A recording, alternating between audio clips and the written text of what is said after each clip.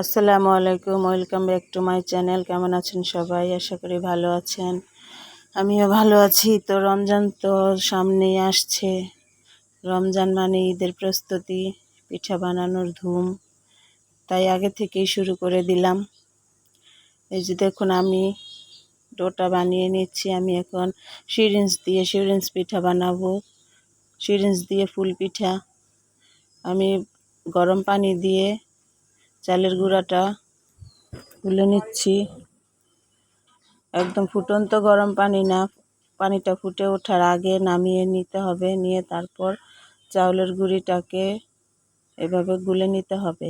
আমি একটা সাদা গুলেছি আর একটা জর্দা রং দিয়ে গুলে নিলাম।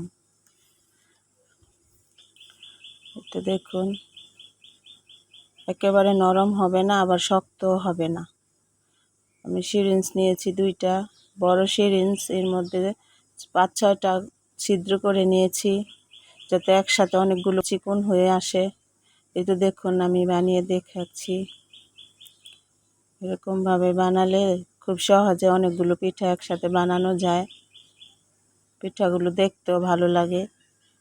আর একটা ছিদ্র দিয়ে বের হলে পিঠা বানাতে দেরি হয়, তাই আমি অনেকগুলো ছিদ্র করে নিয়েছি। আপনারা চাইলে একটা ছিদ্র করেও বানাতে পারেন, কিন্তু সেক্ষেত্রে অনেক দেরি হবে বানাতে, সময় লাগবে বেশি। যার যে ডিজাইন ইচ্ছা সে সেই ডিজাইন করে বানাতে পারেন।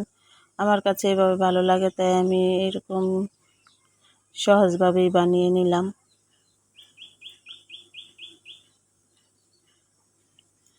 পলিথিনের যে প্যাকেটগুলো থাকে, আমরা বাজার থেকে কিছু কিনে আনলে দেওয়া হয়, সেই পলিথিনের কাগজগুলো আমি স্কোয়ারের সাইজ করে কেটে নিয়েছি।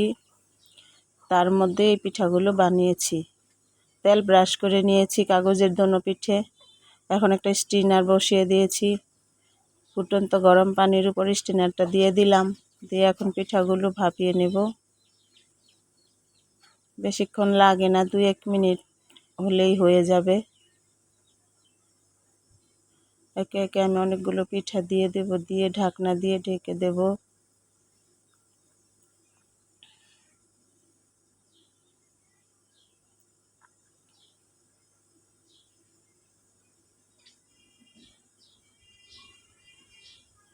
এই যে দেখুন, আমার পিঠাগুলো কিন্তু ভাপিয়ে নেওয়া হয়ে গেছে।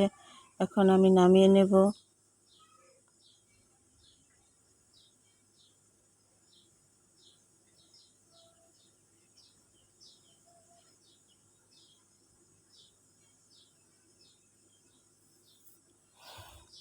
একে একে আমি অনেকগুলো পিঠা বানিয়ে নিয়েছি। তো দেখুন, অনেকগুলো পিঠা বানানো হয়ে গেছে। এখন আমি এগুলো রোদ্রে শুকিয়ে নেব। এই তো রোদ্রে শুকিয়ে নেওয়া আমার হয়ে গেছে। দেখুন পিঠাগুলো কতটা মুচমুচে হয়েছে। এখন এটাকে তেলে ভেজে পরিবেশন করবেন, যার যেভাবে খুশি, কেউ গুড় দিয়ে, কেউ চিনি দিয়ে,